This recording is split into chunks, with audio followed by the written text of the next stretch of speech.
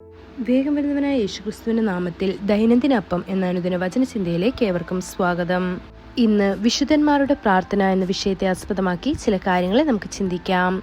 അതിനാധാരമായ ഒരു വാക്യം വായിക്കാം. വെളിപ്പാട് 5-ാം അധ്യായം 8-ാം വാക്യം.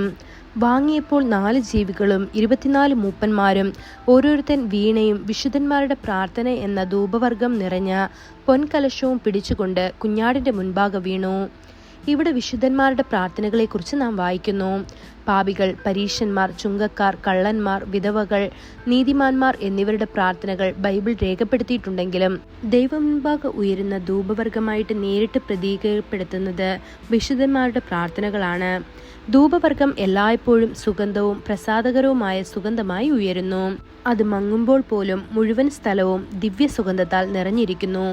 അതുപോലെ പ്രാർത്ഥനയിൽ അധ്വാനിക്കുന്ന വിശുദ്ധന്മാർ തങ്ങളുടെ ആത്മാക്കളെ പകരുന്നു. മറ്റുള്ളവർക്ക് വേണ്ടി മരണം വരെ പോലും തീക്ഷ്ണമായ മധ്യസ്ഥത വഹിക്കുന്നു. വിശുദ്ധന്മാരുടെ പ്രാർത്ഥനകൾ ലൗകിക കാര്യങ്ങളിൽ ശ്രദ്ധ കേന്ദ്രീകരിക്കുന്നില്ല, മറിച്ച് നിത്യകാര്യങ്ങളിലേക്കാണത്. അവർ സ്വർഗീയ മണ്ഡലത്തിൻ്റെതായ അനുഗ്രഹങ്ങൾക്കായി വാഞ്ചിക്കുകയും ക്രിസ്തുവുമായുള്ള ആഴമേറിയ ഐക്യം ആത്മാർത്ഥമായി അന്വേഷിക്കുകയും ചെയ്യുന്നു. അവരുടെ പ്രാർത്ഥനകൾ പ്രബുദ്ധമായ ആത്മീയ ധാരണയും ആന്തരിക ശക്തിയും ലക്ഷ്യമിടുന്നു.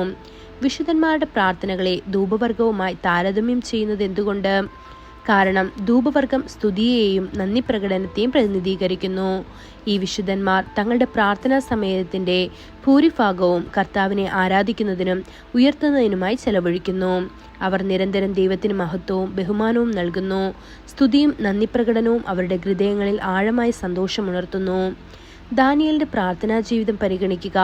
അവൻ തന്റെ പ്രാർത്ഥനകൾ നന്ദി പ്രകടനത്തോടെ അവസാനിപ്പിച്ചതായി നമുക്ക് ശ്രദ്ധിക്കാം. അത് ദാനിയേൽ 6-ാം അധ്യായം 10-ാം വാക്യത്തിൽ നമുക്ക് കാണാൻ സാധിക്കും. കർത്താവായ യേശുക്രിസ്തുവിന്റെ പ്രാർത്ഥനകൾ നോക്കുമ്പോൾ അവർ പലപ്പോഴും പിതാവിനോടുള്ള നന്ദി പ്രകടനത്താൽ നിറഞ്ഞിരുന്നു.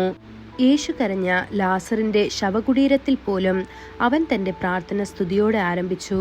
പിതാവേ, നീ എൻ്റെ വാക്കു കേട്ടതിൽ ഞാൻ നിനക്ക് നന്ദി പറയുന്നു. നീ എപ്പോഴും എൻ്റെ വാക്ക് കേൾക്കുന്നുണ്ടെന്ന് എനിക്കറിയാം. ഇത് യോഹന്നാൻ 11-ാം അധ്യായം 41-42 വാക്യങ്ങളിൽ കാണപ്പെടുന്നു. വിശ്വാസത്തിന്റെ എത്ര ശക്തമായ ഒരു പ്രകടനമല്ലേ! നമ്മുടെ പ്രാർത്ഥനാ സമയത്ത് നാം ദൈവത്തെ സ്തുതിക്കുമ്പോൾ അത് അവനോടുള്ള നമ്മുടെ സ്നേഹത്തിന്റെ ആഴം വെളിപ്പെടുത്തുന്നു. അത്തരം സ്തുതി നമുക്ക് വേണ്ടി എല്ലാം ചെയ്യാൻ കഴിയുന്നവനിലുള്ള നമ്മുടെ വിശ്വാസത്തെ ശക്തിപ്പെടുത്തുന്നു. എല്ലാത്തിനുമുപരി അത് നമ്മുടെ കർത്താവിന്റെ ഹൃദയത്തെ സന്തോഷിപ്പിക്കുന്നു. സങ്കീർത്തന പുസ്തകത്തിലെ അവസാന സങ്കീർത്തനങ്ങൾ ശുദ്ധമായ സ്തുതിയും കർത്താവിന്റെ സന്തോഷവും നിറഞ്ഞതാണെന്ന് ശ്രദ്ധിക്കുന്നത് വളരെ മനോഹരമാണ്. പ്രിയ ദൈവമക്കളെ, എപ്പോഴും കർത്താവിനെ സ്തുതിപ്പീൻ. അതിനായി ദൈവം നമ്മെ ഓരോരുത്തരെയും സഹായിക്കുമാറാകട്ടെ. കൂടുതൽ ധ്യാനത്തിനുള്ള വാക്യം സങ്കീർത്തനം 34-ാം അധ്യായം 1-ാം വാക്യം. ഞാൻ യഹോവയെ എല്ലാ കാലത്തും വാഴ്ത്തും, അവന്റെ സ്തുതി എപ്പോഴും എൻ്റെ നാവിന്മേലിരിക്കും. ഇന്നത്തെ ബൈബിൾ വായന രാവിലെ സങ്കീർത്തനങ്ങൾ 72-73 അധ്യായങ്ങൾ, വൈകുന്നേരം റോമർ 9-ാം അധ്യായം 1 മുതൽ 15 വരെയുള്ള വാക്യങ്ങൾ. ആമേൻ.